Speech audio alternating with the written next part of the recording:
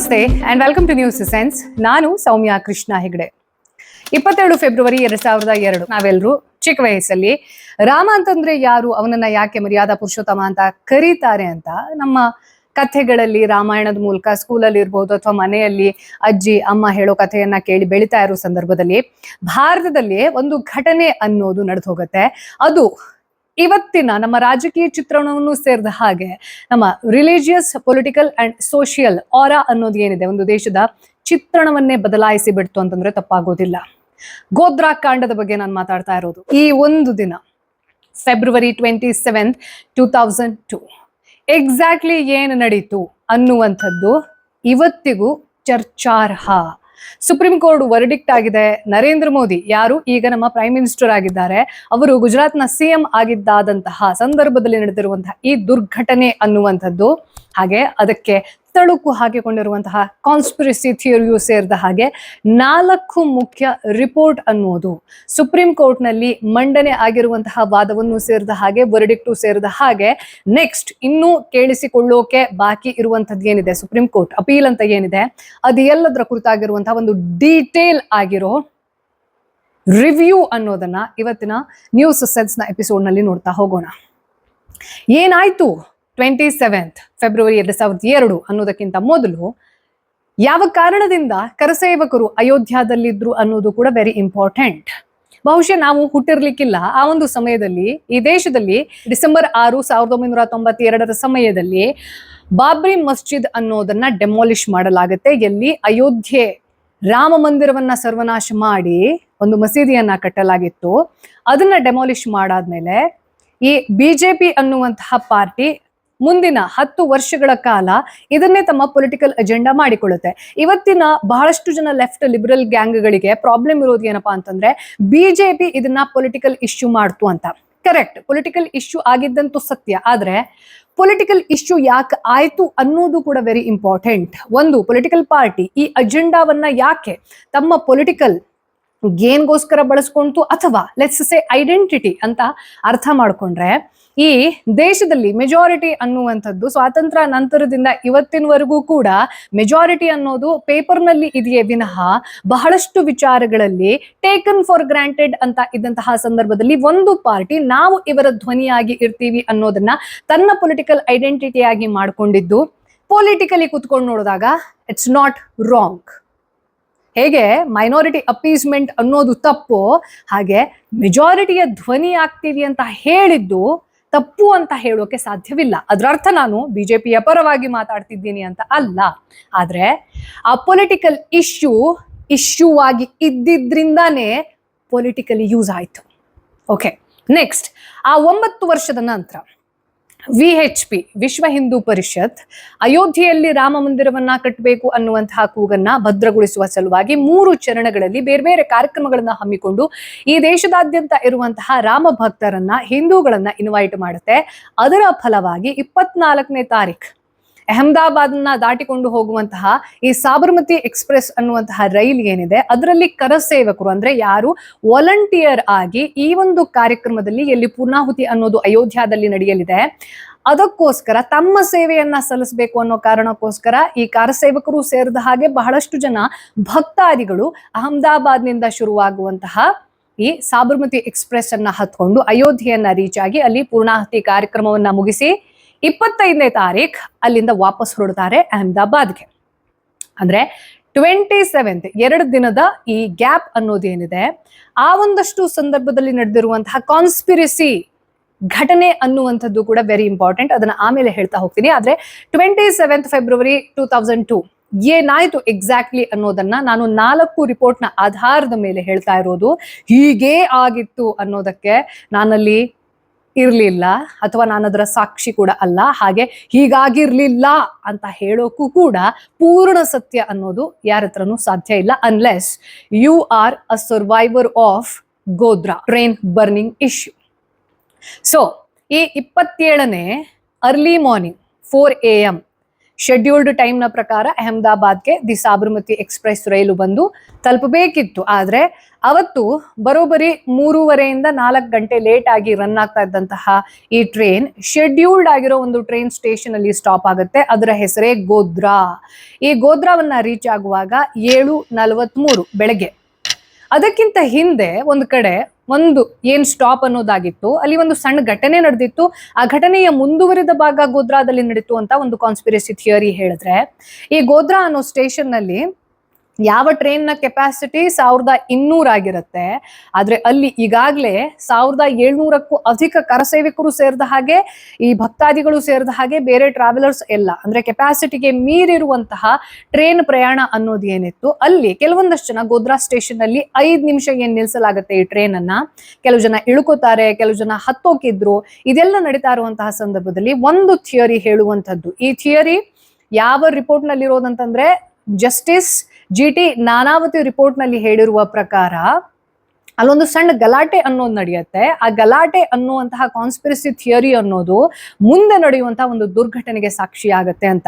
So ಈ the Sabarmati express ಅನ್ನುವಂತಹ cinema ಏನಿದೆ, ಅದಕ್ಕೆ ನಾನು ಈಗಾಗಲೇ ರಿವ್ಯೂ ಕೊಟ್ಟಿದ್ದೀನಿ, ಯಾಕೆ ಈ ಸಿನಿಮಾ ಅನ್ನೋದು ಟೋಟಲ್ ಫೇಲ್ ಅಂತ. ಆ ಸಿನಿಮಾದಲ್ಲೂ ಈ ರಿಪೋರ್ಟ್ ನ ಘಟನೆಗಳನ್ನ ಬಳಸ್ಕೊಂಡಿದ್ದಾರೆ. ಸೊ ಯಾರು ಈ ದಿ ಸಾಬರಮತಿ ಅನ್ನುವಂಥದ್ದನ್ನ, ಅದರ ರಿವ್ಯೂ ಅನ್ನ ನಾನು ಏನ್ ಕೊಟ್ಟಿದ್ದೀನಿ ನೋಡಿಲ್ಲ ಇವತ್ತಿನವರೆಗೂ, ದಯವಿಟ್ಟು ಈ ಥಂಬ್ನೇಲ್ ರೆಫರೆನ್ಸ್ ಅನ್ನ ನೋಡ್ಕೊಂಡು ಒಂದು ಸಿನಿಮಾ ಹೇಗೆ ಒಪಿನಿಯನ್ ಅನ್ನ ಫಾರ್ಮ್ ಮಾಡಬಹುದು ಅಥವಾ ಡಿಸ್ಟಾರ್ಟ್ ಮಾಡಬಹುದು ಅನ್ನೋದಕ್ಕೆ this cinema is the best example ಅನ್ನೋದನ್ನ ಆ ಒಂದು ಎಪಿಸೋಡ್ ಅನ್ನ ನೋಡಿ ಅರ್ಥ ಮಾಡ್ಕೊಳ್ಳಿ ಅಂತ ರಿಕ್ವೆಸ್ಟ್ ಮಾಡ್ಕೊಳ್ತಾ.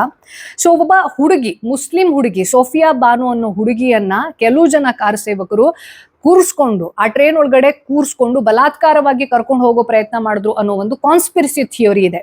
ಇದನ್ನ ಆ ಹುಡುಗಿಯೇ ಅಲ್ಲಗಳಿತಾಳೆ ಕೂಡ, ಅಂಥದ್ದೇನೂ ನಡೆದಿರ್ಲಿಲ್ಲ ಅಂತ.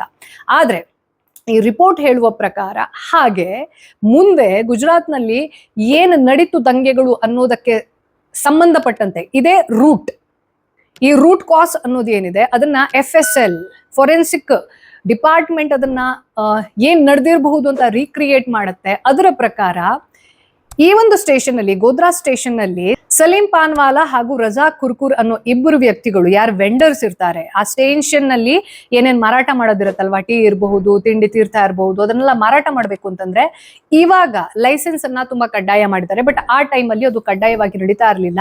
ಹಂಗೆ ಈ ಇಬ್ರು ಯಾರಿದ್ರು ಅವರು ಡಾಮಿನೇಟ್ ಮಾಡ್ತಾ ಇದ್ರು, ಅಂದ್ರೆ ನಮ್ಮನ್ ಕೇಳಿ ನೀವು ಮಾರಾಟ ಮಾಡ್ಬೇಕು ಅನ್ನೋ ಗಲಾಟೆ ಮಾಡ್ತಾ ಇದ್ರು. ಅವ್ರನ್ನ ಕಂಟ್ರೋಲ್ ಮಾಡೋಕೆ ರೈಲ್ವೆ ಅಥಾರಿಟಿ ಹತ್ರ ಕೂಡ ಆಗ್ತಾ ಇರ್ಲಿಲ್ಲ ಅನ್ನುವಂತ ಒಂದು ಕಾನ್ಸ್ಪಿರಸಿ ಥಿಯರಿ ಇದೆ. ಹಾಗೆ ಇವರಿಬ್ರಿಗೇನೋ ಅಲ್ಲಿ ಒಂದು ಗಲಾಟೆ ಮಾಡಿ ಆ ಗಲಾಟೆಯನ್ನ ಅಲ್ಲಿದ್ದಂತಹ ಹಿಂದೂ ಕರಸೇವಕರು ಅಪೋಸ್ ಮಾಡಿದ್ದಕ್ಕೆ ಒಂದಷ್ಟು ಮಾತಿನ ಚಕಮಕಿ ಅನ್ನೋದು ನಡೆದಿತ್ತು ಅನ್ನುವಂತಹ ಮಾತು.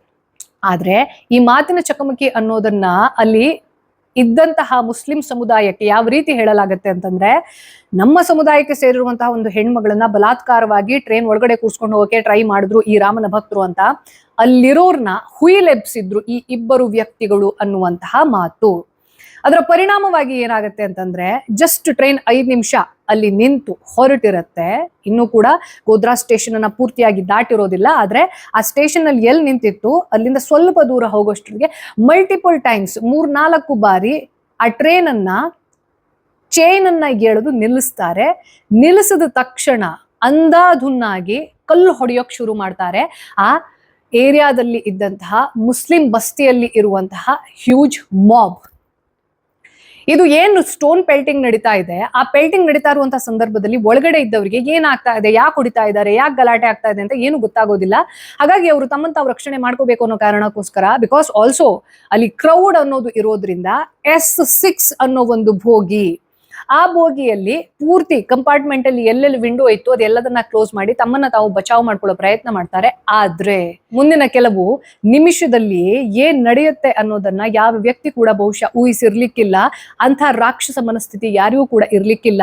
ಯಾರ್ಯಾರು ಆ ಮಾಬ್ ಅಲ್ಲಿ ಇದ್ರು, ಆ S6 ಮತ್ತು S7 ನಡುವೆ ಇರುವಂತಹ ಒಂದು ಕನೆಕ್ಟಿಂಗ್ ಡಕ್ಟ್ ಅಂತ ಏನಿರುತ್ತೆ, ಬೋಗಿಗಳನ್ನ ಕನೆಕ್ಟ್ ಮಾಡೋದು, ಅದನ್ನ ಒಡೆದಾಕಿ ಒಳಗಡೆ ಎಂಟರ್ ಆಗಿ 60 ಲೀಟರ್ಗೂ ಹೆಚ್ಚು ಪೆಟ್ರೋಲ್ ಅನ್ನ ಸುರಿದು ಬೆಂಕಿ ಹಚ್ಚಿಬಿಡ್ತಾರೆ ಬೋಗಿ S6ಗೆ. ನೋಡ್ತಾ ಇದ್ದ ಹಾಗೆ ಕೆಲವು ನಿಮಿಷದಲ್ಲಿ ಆ ಬೋಗಿಯಲ್ಲಿ ಇದ್ದಂತಹ ಕಾರ ಸೇವಕರು ಸೇರಿದ ಹಾಗೆ ಬರೋಬ್ಬರಿ 59 ಜನ ಅಮಾಯಕ ಹಿಂದೂಗಳು, ಅಮಾಯಕ ಲಿಟ್ರಲಿ, ಯಾರು ಏನು ಪ್ಲಾನ್ ಮಾಡ್ಕೊಂಡು ಬಂದವರಲ್ಲ, ಯಾರಿಗೂ ಏನು ದ್ವೇಷ ಹಾಗೆಯನ್ನ ಸಾಧಿಸಿದವರಲ್ಲ. ಅದರಲ್ಲಿ 27 ಜನ ಹೆಂಗಸರು, 10 ಜನ ಪಾಪದ ಮಕ್ಕಳು, ಅವರೆಲ್ಲರೂ ಸುಟ್ಟು ಕರಕಲಾಗಿ ಹೋಗ್ತಾರೆ. ಇದಾದ ನಂತರದಲ್ಲಿ ಇಡೀ ಗುಜರಾತ್ ಹೊತ್ತಿ ಉರಿಯತ್ತೆ. ಆ ಗುಜರಾತ್ನ ದಂಗೆ ಅನ್ನೋದು ಮುಸ್ಲಿಂ ಮತ್ತು ಹಿಂದೂ ಕಮ್ಯುನಿಟಿಗೆ ನಡೆದಿರುವಂತಹ ದಂಗೆ ಅನ್ನೋದು ಏನಿದೆ, ಒಂದು ಪ್ರದೇಶದಲ್ಲಿ ಗೋಧ್ರಾದಿಂದ ಅಹಮದಾಬಾದ್ ನಡುವೆ ಇರುವಂತಹ ಡಿಸ್ಟೆನ್ಸ್ ನಲ್ಲಿ ಇದ್ದಂತಹ ಆ ಸಮಯ ಅನ್ನೋದು ಮುಂದಿನ 3 ತಿಂಗಳುಗಳ ಕಾಲ ಇಡೀ ಗುಜರಾತ್ ಹೊತ್ತಿ ಉರಿಯೋ ಹಾಗೆ ಮಾಡುತ್ತೆ. ಅದರ ರೆಪಕಷನ್ ಏನಪ್ಪಾ ಅಂತಂದ್ರೆ, ನರೇಂದ್ರ ಮೋದಿ ಅನ್ನುವಂತಹ ವ್ಯಕ್ತಿ ಈ ದಂಗೆಯನ್ನ ಮಾಡಿಸ್ದ ಅಥವಾ ಈ ದಂಗೆಯನ್ನ ತಡೆಯುವಲ್ಲಿ ಇಂಟೆನ್ಷನಲಿ ಪ್ರಯತ್ನಗಳನ್ನ ಪಟ್ಟಿಲ್ಲ ಅನ್ನುವಂತಹ ಲೆಫ್ಟ್ ಇಕೋಸಿಸ್ಟಮ್ನ ಗೋಳಾಟ ಇವತ್ತಿಗೂ ಕೂಡ ನೀವು ಕೇಳಿಸ್ಕೊಂಡಿರ್ತೀರಾ. ಅದರ ಪರವಾಗಿ ಇರಬಹುದು ನೀವು ಅಥವಾ ವಿರೋಧವಾಗಿ ಇರಬಹುದು. ಎರಡೂ ಕಡೆ ತಪ್ಪು ಅಂತ ನಾನು ಹೇಳೋದಿಲ್ಲ. ಆದ್ರೆ ಈ 4 ರಿಪೋರ್ಟ್ ಅನ್ನೋದನ್ನ ಏನ್ ಹೇಳ್ತಿದ್ದೀನಿ ನಾನು, ಆ ರಿಪೋರ್ಟ್ ಅನ್ನ ಕೇಳಿಸ್ಕೊಂಡು before you assume my stand, I request you to listen to what happened according to this 4 reports about the burning train. So ಕೆಲವೊಂದಷ್ಟು ಕಾನ್ಸ್ಪಿರಸಿ ಥಿಯರಿ, ಹಾಗೆ ಇದು ಯಾವುದು ಕೂಡ ಕೋರ್ಟ್ನಲ್ಲಿ ಪ್ರೂವ್ ಆಗದೇ ಇರುವಂತಹ ಥಿಯರಿ ಏನಪ್ಪಾ ಅಂತಂದ್ರೆ, ಮುಂದಿನ 3 ದಿನ ಅಂದ್ರೆ 27ರಿಂದ ಮಾರ್ಚ್ 1ನೇ ತಾರೀಕುವರೆಗೂ ಗುಜರಾತ್ ಹೆಂಗೆ ಹೊತ್ಕೊಂಡು ಉರುತ್ತೋ, ಹಿಂದೂ ಮುಸ್ಲಿಂ ಗಲಾಟೆ ಆಯ್ತು, ಎಲ್ಲೆಲ್ಲಿ ಅಸಾಲ್ಟ್ಗಳು ನಡೆತು, ಅದಕ್ಕೆ ನಿಮಗೆ ಗೂಗಲ್ ಮಾಡಿ ನೋಡಿದ್ರಿ ಅಂತಂದ್ರೆ ವಿಕಿಪೀಡಿಯಾ ಹೇಳೋದು ಒಂದು 800 ಚೇಂಜ್ ಮುಸ್ಲಿಂ ಕೊಂದು ಹಾಕಿದ್ರು, ಹಾಗೆ ಒಂದು 250+ ಹಿಂದೂಗಳನ್ನ ಕೊಂದು ಹಾಕಲಾಯ್ತು, ಹಾಗೆ 2000ಕ್ಕೂ ಹೆಚ್ಚು ಜನ ಇದರಲ್ಲಿ ಇಂಜೂರ್ ಆದ್ರು. ಅದರಲ್ಲಿ ಈ 59 ಜನ ಕಾರ ಸೇವಕರು ಯಾರು ಸತ್ತೋಗಿದ್ದಾರೆ, ಅಲ್ಲಿ ಸುಟ್ಟು ಕರಕಲಾಗಿ ಹೋಗಿದ್ದಾರೆ, ಅದನ್ನ ಬಿಟ್ಟು ನಾನು ಹೇಳ್ತಾ ಇರೋದು. ಇದು ಅಫಿಷಿಯಲ್ ರೆಕಾರ್ಡ್ ಮಾತ್ರ. ಆದ್ರೆ ದಯವಿಟ್ಟು ಅರ್ಥ ಮಾಡ್ಕೊಳ್ಳಿ, ಯಾವತ್ತೂ ಕೂಡ ಯಾವುದೇ ಗೌರ್ಮೆಂಟ್ ಇರಲಿ, ಅದು ಬಿಜೆಪಿ, ಆಪ್, ಕಾಂಗ್ರೆಸ್ ಯಾವುದೇ ಇರಲಿ, ತಮ್ಮ ಆಡಳಿತದ ಅವಧಿಯಲ್ಲಿ ಆಗಿರುವಂತಹ ದುರ್ಘಟನೆಗಳ ಅಫಿಷಿಯಲ್ ರೆಕಾರ್ಡ್ ಅನ್ನೋದನ್ನ ಯಾರು ಕೂಡ ಕರೆಕ್ಟ್ ನಂಬರ್ ಅಲ್ಲಿ ಬಟ್ಟಿ ಇಳಿಸೋದಿಲ್ಲ. ಸೊ ಏನೇನು ಮೀಡಿಯಾ ಹೌಸ್ ಇದರ ಮೇಲೆ ಸ್ಟಿಂಗ್ ಆಪರೇಷನ್ ಮಾಡಿದೆ, ತೆಹಲ್ಕಾ ಮ್ಯಾಗಝೀನ್ ಸೇರಿದ ಹಾಗೆ ಇದರ ನಂಬರ್ಸ್ ಎಷ್ಟಿದೆ ಅಂತಂದ್ರೆ in thousands of Hindus and thousands of Muslims ಈ ಒಂದು ದಂಗೆಯಲ್ಲಿ ದುರ್ಮರಣಕ್ಕೆ ಈಡಾಗಿದ್ದಾರೆ ಅಂತ. ಸೊ ಇಲ್ಲಿ ಅವತ್ತಿನಿಂದ ಇವತ್ತಿನವರೆಗೂ ಒಂದು ಬಿಗ್ಗೆಸ್ಟ್ ಕ್ವೆಶ್ಚನ್ ಅಂತಂದ್ರೆ, ಅಲ್ಲಿ 59 ಜನರನ್ನ ಕೊಂದು ಹಾಕಿದ್ರು ಅನ್ನೋ ಕಾರಣಕ್ಕೋಸ್ಕರ ಒಂದು ಪ್ರದೇಶ ಇದೆ, ಅದನ್ನ ಗುಲ್ಮರ್ಗ್ ಸೊಸೈಟಿ, ಎಲ್ಲಿ ಅಪ್ಪರ್ ಕ್ಲಾಸ್ ಮುಸ್ಲಿಂ ಕಮ್ಯುನಿಟಿ ಅನ್ನುವಂಥದ್ದಿತ್ತು. ಆವತ್ತಿನ ಕೆಲವೊಂದಷ್ಟು ಕಾಂಗ್ರೆಸ್ ಲೀಡರ್ಸ್ ಕೂಡ ಅಲ್ಲಿ ತಮ್ಮ ಮನೆ ಕಟ್ಕೊಂಡಿದ್ರಂತೆ. ಅಲ್ಲಿ ಪೂರ್ತಿ ಒಂದು ಹತ್ಯಾಕಾಂಡ ಅನ್ನೋದು ನಡೆದು ಹೋಗುತ್ತೆ ಬೆಳಗ್ಗೆ 9 ಗಂಟೆ ಸಮಯದಲ್ಲಿ 28ನೇ ತಾರೀಕು ಫೆಬ್ರವರಿ. ಆ ಒಂದು ಗುಲ್ಮರ್ಗ್ ಸೊಸೈಟಿ ಮಸಾಕರ್ ಅನ್ನೋದನ್ನ ನೀವು ಈಗಲೂ ಗೂಗಲ್ ಮಾಡಿ ನೋಡಿ. ಬಹಳಷ್ಟು ಜನ ಈ ಒಂದು ಇನ್ಸಿಡೆಂಟ್ ಅನ್ನ ಇಟ್ಕೊಂಡು ಗೋಧ್ರಾದಲ್ಲಿ ಒಂದಷ್ಟು ಜನ ಸತ್ತೋದ್ರು ಅನ್ನೋ ಕಾರಣಕ್ಕೋಸ್ಕರ ಇಲ್ಲಿ ಸಾವಿರಾರು ಜನ ಸತ್ತೋದ್ರಲ್ಲ, ಅವ್ರನ್ನ ಟಾರ್ಗೆಟ್ ಮಾಡಿ ಅವ್ರ ಮನೆನೆಲ್ಲ ಸುಟ್ಟು ಹಾಕಿದ್ರಲ್ಲ, ಇದು ಹೆಂಗೆ ಮಾನವೀಯತೆ? ಒಂದು ಕಣ್ಣಿಗೋಸ್ಕರ ಇನ್ನೊಂದು ಕಣ್ಣನ್ನ ನಾವು ಕೀಳ್ತಾ ಹೋದ್ವಿ ಅಂತಂದ್ರೆ ಇಡೀ ಪ್ರಪಂಚ ಬ್ಲೈಂಡ್ ಆಗೋಗುತ್ತೆ ಅಂತ ಹೇಳೋರು ಯಾರಿದ್ದಾರೆ? ಇಂಥ ಶಾಂತಿ ದೂತರು, ಶಾಂತಿ ಪ್ರಿಯರು ಯಾರಿದ್ದಾರೆ? ಕರೆಕ್ಟ್, ನಂದು ಕೂಡ ಇದೇ ಪಾಯಿಂಟ್ ಆಫ್ ವ್ಯೂ. ಬಟ್ ಈ ಪಾಯಿಂಟ್ ಆಫ್ ವ್ಯೂ ಒಳಗಡೆ ಅದಕ್ಕಿಂತ ಮುಂಚೆ ನಂದು ಇನ್ನೊಂದು ಕ್ವೆಶ್ಚನ್ ಇದೆ. ಆ 59 ಜನ ಯಾರು ಸುಟ್ಟು ಕರಕಲಾಗಿ ಹೋದ್ರಲ್ಲ, ಅವರದ್ದು ಏನ್ ತಪ್ಪಿತ್ತು? ಸಾಯುವಂಥದ್ದು, ಅಂಥ ಕೆಟ್ಟ ಸಾವನ್ನ ನೋಡುವಂತಹ ಹಣೆ ಬರಹವನ್ನ ಬರೆದವರು ಯಾರು? ಈ ಕ್ವೆಶ್ಚನ್ಗೆ ಆನ್ಸರ್ ಮಾಡಿದ್ರಿ ಅಂತಂದ್ರೆ ನೀವು ಗುಜರಾತ್ನ ದಂಗೆ, ಹಿಂದೂ ಮುಸ್ಲಿಂ ಕಲಹ, ನರೇಂದ್ರ ಮೋದಿಯ ಭಾಗಿತ್ವ ಅಥವಾ ಇಲ್ಲದೆ ಇರೋದು, ವಾಟ್ ಎವರ್ ಇಟ್ ಈಸ್, ಇದೆಲ್ಲದಕ್ಕೂ ಆನ್ಸರ್ ಸಿಗುತ್ತೆ. So we should address the action first, then the reaction. ಏನ್ ಆಗಿದೆ ರಿಯಾಕ್ಷನ್ ಅದನ್ನ ನಾನು ಸರಿ ಅಂತ ಎಲ್ಲೂ ಕೂಡ ಹೇಳೋದಿಲ್ಲ, ಹೇಳಬಾರ್ದು. ಇದು ಹಿಂದೂ ಮುಸ್ಲಿಂ ಕ್ರಿಶ್ಚಿಯನ್ ಅನ್ನೋದಕ್ಕಿಂತ ಮನುಷ್ಯತ್ವವನ್ನ ನೋಡ್ಬೇಕು ಮೊದ್ಲು. ಅಲ್ಲಿ ಏನು ಮುಸ್ಲಿಂ ಮಸಾಕರ್ ನಡೆತು ತಪ್ಪು, ಆದ್ರೆ ಈ 59 ಜನರ ಪ್ರಾಣ ಇದೆ ಅಲ್ಲ, ಈ ಹಿಂದೂ ಪ್ರಾಣ ಆಲ್ಸೋ ಮ್ಯಾಟರ್ಸ್. ಈ ಆಕ್ಷನ್ ಇದೆ ಅಲ್ಲ, this should be addressed first. So next ಏನಾಗುತ್ತೆ ಅಂತಂದ್ರೆ SITU ಸೇರಿದ ಹಾಗೆ, ಗುಜರಾತ್ SITU ಸೇರಿದ ಹಾಗೆ, ಆವಾಗ ಸೆಂಟ್ರಲ್ ಅಲ್ಲಿ ಇದ್ದಂಥದ್ದು NDA ಗೌರ್ಮೆಂಟ್, ವಾಜಪೇಯಿ ಅವರದ್ದು. ಅಂಡ್ ಈ ರೈಲ್ವೆ ಅನ್ನೋದು ಸೆಂಟ್ರಲ್ ಅಡಿಯಲ್ಲಿ ಬರೋದ್ರಿಂದ ಒಂದು ಕಮಿಟಿಯನ್ನ ಏನೇನಾಗಿದೆ ಇಲ್ಲಿ, ಏನ್ ನಡೆದಿತ್ತು ಅನ್ನೋದನ್ನ ನಮ್ಗೆ ರಿಪೋರ್ಟ್ ಕೊಡಿ, ಡೀಟೇಲ್ ರಿಪೋರ್ಟ್ ಕೊಡಿ ಅಂತ ಹೇಳ್ಬಿಟ್ಟು ಒಂದು ಕಮಿಟಿ, GT ನಾನಾವತಿ ಕಮಿಟಿಯನ್ನ ಕೂರಿಸಿದಾಗ ಅಲ್ಲಿ ಒಂದಷ್ಟು ಜನ ಲೆಫ್ಟ್ ಇಕೋಸಿಸ್ಟಮ್ ಅನ್ನೋದು ಕೂಕೊಳ್ಳುತ್ತೆ.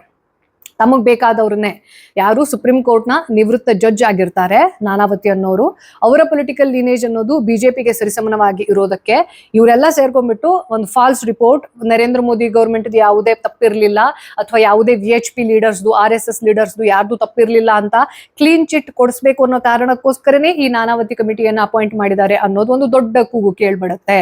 ಹಾಗೆ ಇನ್ನೊಂದನ್ನ ಅರ್ಥ ಮಾಡ್ಕೊಳ್ಬೇಕು, ಈ ನಾನಾವತಿ ರಿಪೋರ್ಟ್ ಏನ್ ಕೊಡುತ್ತೆ, ಆ ರಿಪೋರ್ಟ್ ಬರೋದ್ ಒಂದು 6 ವರ್ಷ ಆಗತ್ತೆ. ಈ ಘಟನೆ ನಡೆದ 6 ವರ್ಷಗಳ ಕಾಲ 1500ಕ್ಕೂ ಜಾಸ್ತಿ ವಿಟ್ನೆಸ್ ಎಲ್ಲರನ್ನ ಮಾತಾಡಿಸಿ ಏನಾಗಿರಬಹುದು, ಏನ್ ಕಾನ್ಸ್ಪಿರಸಿ ಥಿಯೋರಿ ಇತ್ತು, ಎಕ್ಸಾಕ್ಟ್ಲಿ ಏನಾಗಿತ್ತು ಅನ್ನೋದು ಇವತ್ತಿನವರೆಗೂ ಕೂಡ ಯಾರು ಸರ್ವೈವರ್ ಇದ್ದಾರೆ ಅವ್ರಿಗೂ ಸೇರಿದ ಹಾಗೆ ಕನ್ಫ್ಯೂಷನ್ ಅನ್ನೋದು ಇವತ್ತಿನವರೆಗೆ ಕೂಡ ಇದೆ.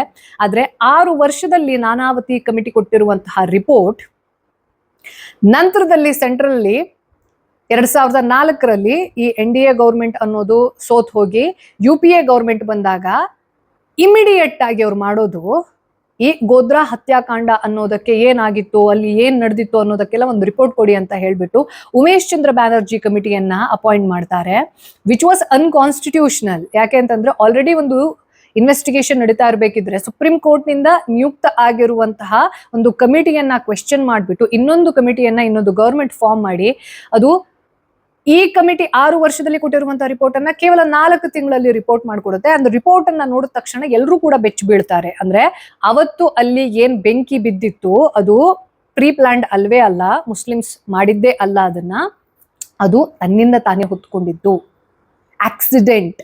ಇದನ್ನೇ ಅವತ್ತಿನ ಮೀಡಿಯಾ ಕೂಡ ಜನರ ಹತ್ರ ಹೇಳೋಕ್ ಹೋಗ್ಬಿಟ್ಟು ಈ ಸಾಬರಮತಿ ಎಕ್ಸ್ಪ್ರೆಸ್ ಸಿನಿಮಾದಲ್ಲಿ ಅದನ್ನೇ ಮೇನ್ ಥೀಮ್ ಮಾಡ್ಕೊಂಡು ತೋರಿಸಿದ್ದಾರೆ. ಸೊ ಈ ಮೀಡಿಯಾ ಹಾಗೆ UPA ಗೌರ್ಮೆಂಟ್ ಏನ್ ನಡೆದಿತ್ತು ಅನ್ನೋದನ್ನ ಕಂಪ್ಲೀಟ್ ಆಗಿ ಒಂದು ಕಾನ್ಸ್ಪಿರಸಿ ಥಿಯರಿ ಅನ್ನೋ ರೀತಿಯಲ್ಲಿ ಪೋರ್ಟ್ರೇ ಮಾಡೋಕೆ ನೋಡುತ್ತೆ. ಈ 2 ರಿಪೋರ್ಟ್ ಅನ್ನ ನಾವು ಒಂದು ಪೊಲಿಟಿಕಲ್ ಅಜೆಂಡಾದಿಂದ ಇನ್ಫ್ಲೂಯೆನ್ಸ್ ಆಗಿರುವಂತಹ ರಿಪೋರ್ಟ್ ಅಂತ ತಗೊಂಡ್ರು ಕೂಡ ಯಾವುದು ನಮ್ಗೆ ವ್ಯಾಲಿಡ್ ಆಗುತ್ತೆ ಅಂತಂದ್ರೆ FSL ಫೊರೆನ್ಸಿಕ್ ರಿಪೋರ್ಟ್ ಏನ್ ಕೊಡುತ್ತೆ, this is the only scientific report. ಇದು ಹೇಳೋದು ಏನು ಅಂತಂದ್ರೆ ಅವರು ರೀಕ್ರಿಯೇಟ್ ಮಾಡ್ತಾರೆ ಆ S6 ಅನ್ನೋ ಬೋಗಿ ಏನಿದೆ ಅಲ್ಲಿ ಏನ್ ಬೆಂಕಿ ಬಿದ್ದಿತ್ತು, ಒಳಗಡೆ ಯಾಕೆ ಜಾಸ್ತಿ ಸುಟ್ಟು ಹೋಗಿದೆ, ಒಂದು ವೇಳೆ ಪೆಟ್ರೋಲ್ ಅನ್ನ ಹೊರಗಡೆಯಿಂದ ಹಾಕಿದ್ರು, ಒಂದು ಮಾಬ್ ರಿಯಾಕ್ಷನ್ ಅನ್ನೋದೇ ಆಗಿತ್ತು ಅಂತಂದ್ರೂ ಯಾವ ರೀತಿ ಬೆಂಕಿ ಬೀಳ್ಬೇಕಿತ್ತು, ಅದು ಯಾವ ರೀತಿ ಹರಡ್ಬೇಕಿತ್ತು, ಆ ಬೋಗಿ ಸಂಪೂರ್ಣವಾಗಿ ಸುಟ್ಟೋಗೋಕೆ ಕೇವಲ ಮಿನಿಟ್ ಸಾಕಾಗೋದಿಲ್ಲ, ಕೆಲವೊಂದಷ್ಟು ಗಂಟೆನೇ ಬೇಕಾಗಿತ್ತು ಅನ್ನೋದನ್ನ ಅವರು ರೀಕ್ರಿಯೇಟ್ ಮಾಡ್ತಾರೆ. FSL ರಿಪೋರ್ಟ್ ಅಲ್ಲಿ ಹೇಳಿರೋ ಪ್ರಕಾರ ಪೂರ್ತಿ ಒಂದು ಟೀಮ್ ಏನಿರುತ್ತೆ ಅವಾಗ ಅಲ್ಲಿ ಏನ್ ಹೊರಗಡೆ ಬರೋದು ಅಂತಂದ್ರೆ, ಒಂದು ವೇಳೆ ಇದು ಮಾಬ್ ರಿಯಾಕ್ಷನ್ ಆಗಿ ಏನೋ ಗಲಾಟೆ ಆಗಿ ಏನೋ ಮಾಡೋಕೋ ಏನೋ ಆಯ್ತು ಅನ್ನುವಂತಹ ದುರ್ಘಟನೆ ಆಗಿತ್ತು ಅಂತಂದ್ರೆ ಹೊರಗಡೆಯಿಂದ ಪೆಟ್ರೋಲ್ ಚೆಲ್ಲಿದ್ರು ಅಂತಂದ್ರೂ ಕೂಡ ಇದು ಪೆಟ್ರೋಲ್ ಚೆಲ್ಲಿನೇ ಆಗಿದ್ದು, ಇನ್ಫ್ಲಮೇಬಲ್ ಲಿಕ್ವಿಡ್ ಇಂದಾನೇ ಆಗಿದ್ದು ಅನ್ನೋದು FSL ರಿಪೋರ್ಟ್ ಅಲ್ಲಿ ಕ್ಲಿಯರ್ ಆಗಿ ಬರ್ದಿದೆ. ಹಾಗಾಗಿ ಒಳಗಡೆಯಿಂದ ಏನೋ ಅನಾಮತ್ತಾಗಿ ಬೆಂಕಿ ಹೊತ್ಕೊಂಡು ಶಾರ್ಟ್ ಸರ್ಕ್ಯೂಟ್ ಆಯ್ತು, no, inflammable liquid which means petrol, ಅಂದ್ರೆ ಪೆಟ್ರೋಲ್ ಸುರಿದ್ದಾರೆ ಅಂತಂದ್ರೆ ದಿಸ್ ವಾಸ್ ಪ್ರೀ ಪ್ಲಾನ್ಡ್. ಇದೆರಡು ಪಾಯಿಂಟ್ ಕನ್ಫರ್ಮ್ಡ್ ಆಯ್ತು.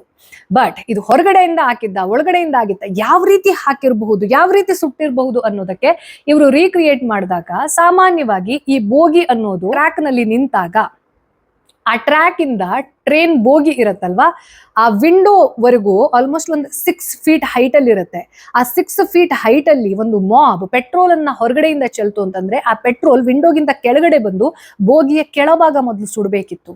ಆದ್ರೆ ವಿಷಯ ಹಾಗಿರೋದಿಲ್ಲ, ಬೋಗಿಯ ಮೇಲ್ಭಾಗ ಸುಟ್ಟಿರುತ್ತೆ. ಹಾಗಾಗಿ ಈ S6 ಮತ್ತೆ S7 ಕೋಚ್ ಅನ್ನೋದು ಏನಿದೆ ಅದ್ರ ಮಧ್ಯದ ಡಕ್ಟ್ ಅಂತ ಏನಿರುತ್ತೆ, ಕನೆಕ್ಟಿಂಗ್ ಡಕ್ಟ್, ಅದ್ರ ಒಳಗಡೆ ಯಾರೋ ಬ್ರೇಕ್ ಥ್ರೂ ಮಾಡ್ಬಿಟ್ಟು ಹಂಗೆ ಮೇಲ್ಗಡೆಯಿಂದ ಒಂದಷ್ಟು ಜನ ಇಳಿದ್ಬಿಟ್ಟು ಒಳಗಡೆಯಿಂದ ಸೆಟ್ ಫೈರ್ ಮಾಡಿರೋದು ಅದನ್ನ. ಇದು ಕೂಡ FSL ರಿಪೋರ್ಟ್ ಅಲ್ಲಿ ಕನ್ಫರ್ಮ್ ಆಗಿರುತ್ತೆ. ಈ ಕೆಲವೊಂದಷ್ಟು ಅಂಶಗಳು ಹಾಗೂ ನಾನಾವತಿ ರಿಪೋರ್ಟ್ ಅಲ್ಲಿ ಹೇಳಿರುವಂತಹ ಕೆಲವೊಂದಷ್ಟು ಅಂಶ ಅನ್ನುವಂಥದ್ದು ಈ SIT ಇನ್ವೆಸ್ಟಿಗೇಷನ್ ಅನ್ನೋದು ಏನ್ ನಡೆಯುತ್ತೆ, ಈ 3 ರಿಪೋರ್ಟ್ಗಳಲ್ಲಿ ಕೆಲವೊಂದಷ್ಟು ವಿಚಾರ ಅನ್ನೋದು ಪಾಯಿಂಟ್ ಅನ್ನೋದ್ರಲ್ಲಿ ಸಾಮ್ಯತೆ ಇದೆ. ಆ ಸಾಮ್ಯತೆಯ ಆಧಾರದ ಮೇಲೆ ಬ್ಯಾನರ್ಜಿ ಕಮಿಟಿಯ ವಾದ ಅನ್ನೋದು ಏನಿತ್ತಲ್ಲ, ಅಲ್ಲಿ ಏನೂ ಆಗಿರ್ಲಿಲ್ಲ, ಮುಸ್ಲಿಮ್ಸ್ ಮಾಡಿದ್ದಲ್ಲ, ಅದು ಪ್ರೀ ಪ್ಲಾನ್ಡ್ ಅಲ್ಲ, ಫೇಕ್ ಅದು ಅಂತೆಲ್ಲ ಏನ್ ಹೇಳಿದ್ರು, ಈ ರಿಪೋರ್ಟ್ ಫೇಕ್ ಅನ್ನೋದು ಪ್ರೂವ್ ಆಗುತ್ತೆ. ಈ 3 ಕಮಿಟಿಯ ಆಧಾರ ಅನ್ನೋದೇನಿದೆ, ಪಾಯಿಂಟ್ಸ್ ಅನ್ನೋದೇನಿದೆ, ಅದರ ಪ್ರಕಾರ ಏನ್ ನಡೆದಿರಬಹುದು ಅನ್ನೋದನ್ನ ಸುಪ್ರೀಂ ಕೋರ್ಟ್ ತನ್ನ ಜಜ್ಮೆಂಟ್ ಕೊಡುತ್ತೆ. ಹಾಗೆ ಜಜ್ಮೆಂಟ್ ಕೊಟ್ಟು ಯಾರ್ಯಾರನ್ನ ಇದನ್ನ ಆರೋಪಿತರು ಅಂತ ಇದ್ರು ಅವ್ರನ್ನ ಅಪರಾಧಿ ಅಂತ ಘೋಷಣೆ ಮಾಡುತ್ತೆ ಅನ್ನೋದನ್ನ, this is very important. So ಈ FSL ಕಮಿಟಿಯು ಸೇರಿದ ಹಾಗೆ ನಾನಾವತಿ ಕಮಿಟಿ ಹಾಗೂ SITಯ ಆಧಾರದ ಮೇಲೆ ಸುಪ್ರೀಂ ಕೋರ್ಟ್ ಯಾವ ವಾದವನ್ನ ಒಪ್ಪಿಕೊಳ್ಳುತ್ತೆ ಅಂತಂದ್ರೆ, ಈ ಒಂದು ಘಟನೆ 2002ರಲ್ಲಿ ಈ ಗೋಧ್ರಾ ಬರ್ನಿಂಗ್ ಟ್ರೈನ್ ಅನ್ನೋದು ಏನಿದೆ, ಇದು ಯಾವುದೇ ಆಕ್ಸಿಡೆಂಟ್ ಅಲ್ಲ. This was very well pre plan ಮಾಡಿರೋರು ಯಾರಪ್ಪ ಅಂತಂದ್ರೆ, ಒಬ್ಬ ಮೌಲ್ವಿಯ ಹೆಸರು ಬರುತ್ತೆ ಅದರಲ್ಲಿ, ಮೌಲಿ ಹುಸೇನ್ ಉಮರ್. ಈ ವ್ಯಕ್ತಿ ಇದರ ಮಾಸ್ಟರ್ ಮೈಂಡ್ ಅಂತ ಕರೆಸ್ಕೊಂಡ್ರೆ, ಈ ಮನುಷ್ಯಂಗೆ ಕಾಶ್ಮೀರದ ಜಿಹಾದಿಗಳ ಜೊತೆ ಕನೆಕ್ಷನ್ ಅನ್ನೋದು ಇರುತ್ತೆ. ಜೊತೆಗೆ ಯಾರು ಈ ಸಲೀಂ ಪಾನ್ವಾಲಾ ಹಾಗೆ ರಜಾ ಕುರ್ಕುರ್ ಅನ್ನೋರಿದ್ರು, ಈ ಇಬ್ರು ವೆಂಡರ್ಸ್ ಏನಿರ್ತಾರೆ, ಹಿಂದಿನ ದಿನ ಈ ಮೌಲ್ವಿ ಜೊತೆ ಮಾತುಕತೆ ಎಲ್ಲ ಮಾಡ್ಕೊಂಡು ಅಮನ್ ಗೆಸ್ಟ್ ಹೌಸ್ ಅನ್ನೋದ್ರಲ್ಲಿ, ಯಾವುದು ಗೆಸ್ಟ್ ಹೌಸ್ ಈ ರಜಾ ಕುರ್ಕುರ್ನ ಪ್ರಾಪರ್ಟಿ ಆಗಿರುತ್ತೆ, ಅಲ್ಲಿ ಕುತ್ಕೊಂಡು ಮಾತಾಡಿ ಎಲ್ಲದನ್ನ ಪ್ಲಾನ್ ಮಾಡಿ, ಯಾವಾಗ ಟ್ರೈನ್ ಬರುತ್ತೆ ಒಂದ್ ಸೇಡ್ ತೀರ್ಸ್ಕೋಬೇಕು, ಕಾಶ್ಮೀರದಲ್ಲಿ ಅಲ್ಲಿ ಜಿಹಾದಿಗಳು ಕಾಶ್ಮೀರವನ್ನ ಫ್ರೀ ಮಾಡೋ ಸಲುವಾಗಿ ಹೋರಾಡ್ತಾ ಇದ್ದಾರೆ, ಹಾಗಾಗಿ ನಾವು ಕೂಡ ಅಂಥದ್ದೇ ಕೆಲವೊಂದಷ್ಟು ಘಟನೆಗೆ ಇಲ್ಲಿ ಇಂಬನ್ನ ಕೊಡಬೇಕು. ಹಾಗೆ ಯಾರು ಅಯೋಧ್ಯೆಗೆ ಹೋಗಿ ಶ್ರೀರಾಮ ಅಂತ ಕರೀತಾರೆ, ಎಲ್ಲಿ ಬಾಬ್ರಿ ಮಸ್ಜಿದಿಯನ್ನ ಡೆಸ್ಟ್ರಾಯ್ ಮಾಡಿದ್ದಾರೆ, ಅವರಿಗೆಲ್ಲ ಒಂದು ಪಾಠ ಕಲಿಸ್ಬೇಕು ಅನ್ನೋ ಒಂದು ಕೆಟ್ಟ ಹುನ್ನಾರದಲ್ಲಿ ಜಿಹಾದಿ ಮನಸ್ಥಿತಿಯಲ್ಲೇ ಪ್ಲಾನ್ ಮಾಡಿಕೊಂಡು, ಆ ನಂತರದಲ್ಲಿ ಕಾಲುಬಾಯಿ ಅನ್ನೋ ಒಂದು ಪೆಟ್ರೋಲ್ ಸ್ಟೇಷನ್ ನಲ್ಲಿ 140 ಲೀಟರ್ ಪೆಟ್ರೋಲ್ ಅನ್ನ ಖರೀದಿ ಮಾಡಿ ಈ ಕುರ್ಕುರ್ನ ಮನೆಯಲ್ಲಿ ಅದನ್ನ ಹುಗ್ಸಿಟ್ಟಿರ್ತಾರೆ. ಹಾಗಾಗಿ ಈ ಮಾಬ್ ಕ್ರಿಯೇಷನ್ ಅನ್ನೋದು ಏನಿದೆ, ಅವ್ರಿಗೆ ಏನೇ ಹೇಳಿರಬಹುದು ಅಲ್ಲಿ ಬಸ್ತಿಯಲ್ಲಿರುವಂತಹ ಮುಸ್ಲಿಂ ಸಮುದಾಯದವರಿಗೆ, ಆದ್ರೆ ಅವ್ರನ್ನ ಹುಯಿಲೆಬ್ಸೋಕ್ಕಿಂತ ಮೊದಲೇ ಇದು ಎಲ್ಲವೂ ಕೂಡ ಪ್ರೀ ಪ್ಲಾನ್ ಆಗಿ ಹಿಂಗ್ ಸುಡಬೇಕು ಅನ್ನೋದೇ ಇಂಟೆನ್ಷನ್ ಆಗಿತ್ತು ಅನ್ನೋದು ಪ್ರೂವ್ ಆಗುತ್ತೆ ಅನ್ನೋದನ್ನ ಸುಪ್ರೀಂ ಕೋರ್ಟ್ ಒಪ್ಕೊಂಡಿದೆ. ಆದ್ರೆ ಈ ಕಾರ್ ಸೇವಕರಂತ ಯಾರಿದಾರಲ್ಲ 59 ಜನ, ಅವರೆಲ್ಲರೂ ಕಾರ್ ಸೇವಕರೇ ಆಗಿದ್ರ ಅನ್ನೋ ಕ್ವೆಶ್ಚನ್ ಅನ್ನೋದೇನಿದೆ, ಇವತ್ತಿಗೂ ಸುಪ್ರೀಂ ಕೋರ್ಟ್ ಆ ಕ್ವೆಶ್ಚನ್ ಅನ್ನೋದನ್ನ ಇಟ್ಟಿದೆ. ಅವರು ಭಕ್ತಾದಿಗಳಾಗಿರ್ಬಹುದು ಅಥವಾ ಆ ಟ್ರಾವೆಲ್ ಮಾಡ್ತಾ ಇದ್ದಂತಹ ಒಂದಷ್ಟು ಜನ ಇರಬಹುದು, ಎಲ್ಲರೂ ಕಾರ್ ಸೇವಕರು ಅಂತ ಏನ್ ಪೋಟ್ರೆ ಮಾಡಲಾಗ್ತಾ ಇದೆ ಅದು ಬಹುಶಃ ಸತ್ಯಕ್ಕೆ ದೂರ ಇದ್ರೂ ಇರಬಹುದು ಅನ್ನುವಂತಹ ಕಳಕಳಿಯನ್ನ ವ್ಯಕ್ತಪಡಿಸೋದ್ರ ಜೊತೆಗೆ 31 ಜನರನ್ನ ಕನ್ವಿಕ್ಟ್ ಮಾಡುತ್ತೆ. ಅದರಲ್ಲಿ 11 ಜನರಿಗೆ ಗಲ್ಲು ಶಿಕ್ಷೆ ಆಗುತ್ತೆ. ಉಳಿದಿರುವಂತಹ 63 ಜನ ಯಾರ್ಯಾರು ಆರೋಪಿತರು ಅಂತ ಇರ್ತಾರೆ ಅವರೆಲ್ಲರೂ ಕೂಡ ಎಸ್ಕೇಪ್ ಆಗ್ತಾರೆ, including the master mind maulvi Umar. ಆ ನಂತರದಲ್ಲಿ ಇದು ನೆಕ್ಸ್ಟ್ ಅಪೀಲ್ ಅನ್ನೋದು ನಡೆಯುತ್ತೆ. ಆ ಅಪೀಲ್ ನಡೆದಾದ್ಮೇಲೆ ಯಾರ್ಯಾರಿಗೆ ಗಲ್ಲು ಶಿಕ್ಷೆ ಅನ್ನೋದನ್ನ ವಿಧಿಸಿರುತ್ತೆ ಅದನ್ನ ಸುಪ್ರೀಂ ಕೋರ್ಟ್ ನಿಂದ ಹೈಕೋರ್ಟ್ ಗುಜರಾತ್ ಅದನ್ನ ಜೀವಾವಧಿ ಶಿಕ್ಷೆಗೆ ಕನ್ವರ್ಟ್ ಮಾಡಿ, ಇವತ್ತಿಗೂ ಕೂಡ ಕೆಲವೊಂದಷ್ಟು ಅಪೀಲ್ ಅನ್ನೋದು ಬಾಕಿ ಉಳಿದಿದೆ. 13ನೇ ತಾರೀಕು ಜನವರಿಯಲ್ಲಿ ಇತ್ತು ಮೊನ್ನೆ. ಅದಾದ್ಮೇಲೆ 2012ರಲ್ಲಿ June 24, if I am not wrong, ಅವತ್ತು ನರೇಂದ್ರ ಮೋದಿಯನ್ನು ಸೇರಿದ ಹಾಗೆ ಅವತ್ತಿನ ಗುಜರಾತ್ ಗೌರ್ಮೆಂಟ್ ಅಫಿಷಿಯಲ್ಸ್ ಯಾರ್ಯಾರಿದ್ರು, ಯಾರ್ಯಾರ ಮೇಲೆ ಈ ಕೇಸ್ ಅನ್ನೋದು ನಡೀತಾ ಇತ್ತು, ಅವರಿಗೆ ಕ್ಲೀನ್ ಚಿಟ್ ಸಿಗುತ್ತೆ. ಈ ಕ್ಲೀನ್ ಚಿಟ್ಗೆ ಸಂಬಂಧಪಟ್ಟ ಹಾಗೆ ಬಹಳಷ್ಟು ಥಿಯೋರಿ ಅನ್ನೋದು ಇದೆ. And I don't want to touch that because ಇದು ಪೊಲಿಟಿಕಲ್ ಅಜೆಂಡಾ ಆಗತ್ತೆ. ನಾವು ಒಂದು ಘಟನೆಯನ್ನ ಅರ್ಥ ಮಾಡ್ಕೊಳ್ತಾ ಇರುವಾಗ ಇದರಲ್ಲಿ ಪೊಲಿಟಿಕಲಿ ಅಜೆಂಡಾ ಏನಿತ್ತು ಅಂತ ಹುಡುಕೋಕ್ ಹೋದ್ವಿ ಅಂತಂದ್ರೆ ಈ ಎಪಿಸೋಡ್ನ ಸಾರ ಅನ್ನೋದು ಡೈಲ್ಯೂಟ್ ಆಗಬಹುದು. ಯಾಕೆ ಅಂತಂದ್ರೆ ಕೆಲವೊಂದಷ್ಟು ವಾದಗಳ ಪ್ರಕಾರ ಈ ಆಫೀಸರ್ಸ್ ಅಂತ ಯಾರಿದ್ರು ಅವತ್ತು ಗುಜರಾತ್ ನಲ್ಲಿ ಪೊಲೀಸ್ ಆಫೀಸರ್ಸ್ ಅಂತ ಯಾರಿದ್ರು, ಅದರಲ್ಲಿ ರಾಕೇಶ್ ಆಸ್ಥಾನ ಅನ್ನುವಂಥವ್ರು ಈ SIT ಅನ್ನ ಲೀಡ್ ಮಾಡ್ತಾ ಇದ್ದವರು, ಅವರ ವರ್ಜನ್ ಬೇರೆ ಇದೆ. ಹಾಗೆ ಇನ್ನೊಬ್ಬ IPS ಆಫೀಸರ್ ಯಾರು ಕಮಿಷನ್ಡ್ ಆಗಿದ್ರು ಈ ಒಂದು ದಂಗೆ ನಡೀತಾ ಇರ್ಬೇಕಿದ್ರೆ ಅವರ ಹೇಳಿಕೆ ಅನ್ನೋದು ಬೇರೆ ಬೇರೆ ಇದೆ. ಸೊ ಈ ಹೇಳಿಕೆ ಇವ್ರದ್ದು ಯಾರು ಕಮಿಷನ್ಡ್ IPS ಆಫೀಸರ್ ಯಾರಿದ್ರು ಅವರ ಹೇಳಿಕೆ ಪ್ರಕಾರ 27th ನೈಟ್ ಯಾವಾಗ ಈ ಘಟನೆ ಅನ್ನೋದು ದಂಗೆಯಾಗಿ ಪರಿಣಾಮ ಪಡಿತಾ ಇತ್ತು, ಆ ಸಂದರ್ಭದಲ್ಲಿ ನರೇಂದ್ರ ಮೋದಿಯನ್ನ ಒಳಗೊಂಡಿರುವಂತಹ ಒಂದು ಕ್ಲೋಸ್ ಕಮಿಟಿ ಅನ್ನುವಂಥದ್ದು, ಯಾರ್ಯಾರು ಸ್ಟೇಟ್ ಮಿನಿಸ್ಟರ್ಸು ಸೇರಿದ ಹಾಗೆ, ಅಫಿಷಿಯಲ್ಸ್ ಸೇರಿದ ಹಾಗೆ, ಬ್ಯೂರೋಕ್ರಾಟ್ಸ್ ಸೇರಿದ ಹಾಗೆ ಒಂದು ಕ್ಲೋಸ್ಡ್ ಅಫಿಷಿಯಲ್ ಮೀಟಿಂಗ್ ಅಲ್ಲಿ ನರೇಂದ್ರ ಮೋದಿ ಒಂದು ಆಕ್ಷನ್ ನಡೆದಿದೆ, ಅದಕ್ಕೆ ರಿಯಾಕ್ಷನ್ ತಗೊಳ್ತಾ ಇದ್ದಾರೆ, ಅದನ್ನ ಹಂಗೆ ನಡಿಯಕ್ ಬಿಡಿ, ಇದು ಇನ್ನೊಂದು 3 ದಿನದಲ್ಲಿ ತಣ್ಣಗಾಗತ್ತೆ, ನೀವ್ ಯಾರು ಇಂಟರ್ಫಿಯರ್ ಆಗಕ್ ಹೋಗ್ಬೇಡಿ ಅನ್ನುವಂತಹ ಹೇಳಿಕೆಯನ್ನ ಕೊಟ್ರು. ಅಂದ್ರೆ state wanted to let the things happen, ಈ ದಂಗೆ ಹತ್ತಿಕ್ಕುವಂತಹ ಪ್ರಯತ್ನವನ್ನ ಮಾಡ್ಲಿಲ್ಲ ಅನ್ನುವಂತಹ ಹೇಳಿಕೆ ಕೆಲವೊಂದಷ್ಟು ಅಫಿಷಿಯಲ್ಸ್ ಇದ್ರೆ, ಇನ್ನೂ ಕೆಲವೊಂದಷ್ಟು ಜನ ಹೇಳೋದು ನರೇಂದ್ರ ಮೋದಿ ಅವರನ್ನ ಸೇರಿದ ಹಾಗೆ ಏನ್ ಮಾಬ್ ಕ್ರಿಯೇಷನ್ ಆಗಿತ್ತು ಅಥವಾ ಏನ್ ರಯಟ್ ಅನ್ನೋದು ಇಡೀ ಗುಜರಾತ್ ಅಲ್ಲಿ ಹೊತ್ತಿ ಉರಿತಾ ಇತ್ತು, ಆ ಸಂದರ್ಭದಲ್ಲಿ ನಮ್ಮ ಹತ್ರ ಏನ್ ಮಾಡಕ್ ಆಗ್ತಾ ಇತ್ತು ಅದು ನಮ್ಮ ಕೈ ಮೀರಿ ಹೋಗಿತ್ತು. ಹಾಗಾಗಿ ನಾವು ಅಕ್ಕಪಕ್ಕದ ರಾಜ್ಯದಿಂದ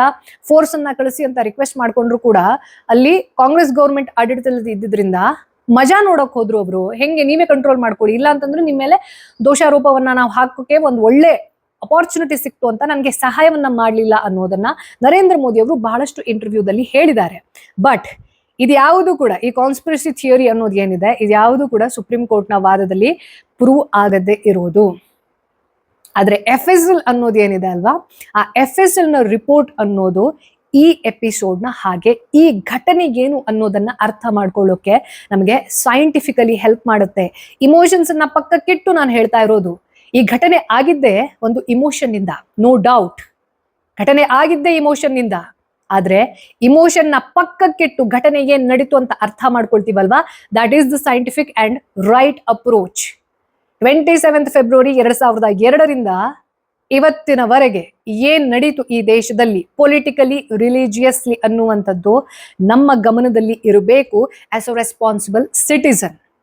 ಆ ನಂತರದಲ್ಲಿ ಏನ್ ಪೊಲಿಟಿಕಲ್ ಡೆವಲಪ್ಮೆಂಟ್ ಆಯ್ತು, ನರೇಂದ್ರ ಮೋದಿ ಅವರ ವಿರುದ್ಧವಾಗಿ BBC ನ್ಯೂಸ್ ಸೇರಿದ ಹಾಗೆ ಲೆಫ್ಟ್ ಇಕೋಸಿಸ್ಟಮ್ ಯಾವ ರೀತಿ ಅದನ್ನ ಪೋರ್ಟ್ರೇ ಮಾಡಿದ್ರು, ಡಾಕ್ಯುಮೆಂಟರಿ ಆಯ್ತು, ದ ಹೀರೋ ಆಫ್ ಹೇಟ್ರೆಡ್ ಅನ್ನುವಂತಹ ಮ್ಯಾಗಝಿನ್ ನಲ್ಲಿ ಅವ್ರನ್ನ ಪೋರ್ಟ್ರೇ ಮಾಡೋದ್ರಿಂದ ಹಿಡಿದು ವಾಟ್ ಎವರ್ ಇಟ್ ಈಸ್, ಈ ಪೋಲರೈಸೇಷನ್ ಅನ್ನೋದು ಏನ್ ಶುರು ಆಯ್ತಲ್ಲ, ನೀವು ರೈಟ್ ವಿಂಗ್ ಅಂತಂದ್ರೆ ನೀವು ಕಂಪ್ಲೀಟ್ಲಿ ಹಿಂದುತ್ವವನ್ನ ಮಾತ್ರ ಒಪ್ತೀರಾ, ನರೇಂದ್ರ ಮೋದಿ ಅವರಿಗೆ ಯಾವಾಗ್ಲೂ ಜೈ ಅಂತ ಹೇಳ್ತೀರಾ.